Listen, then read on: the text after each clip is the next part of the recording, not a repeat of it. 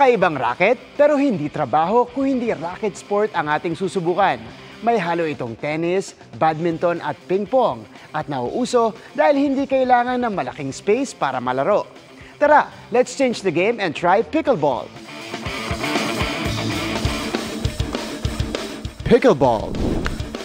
Parang hybrid ng tennis, badminton at ping-pong. And one of the fastest growing racket sports ngayon. Dito sa Veterans Memorial Medical Center sa Quezon City, nagbukas ng 3 pickleball courts last November na nadagdagan pa ng 4 nito lang Abril. Sa dami ng nagre-request na maglagay ng pickleball courts, inilagay natin.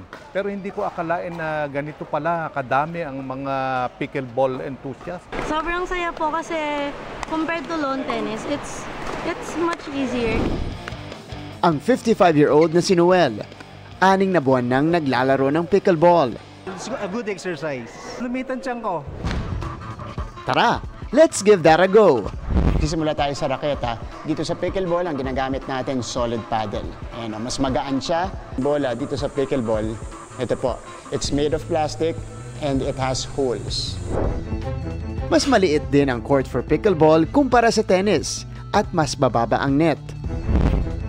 And to give us the basics of pickleball, makakasama natin ang 5-time Southeast Asian Games medalist in women's tennis, Coach Zarina Arevalo. She is currently a Philippine tennis team national coach at nagko-coach din ng ibang racket sports tulad ng padel at pickleball. The server serves from that side. When you serve, you have to serve below your waist.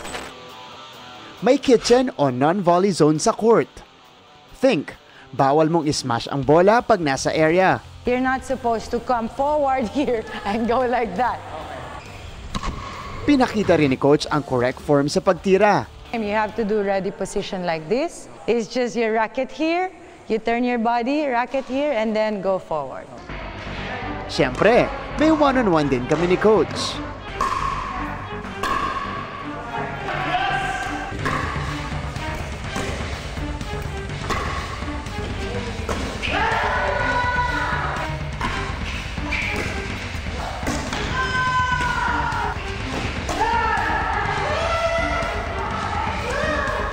Sadly, dinurog niya ako.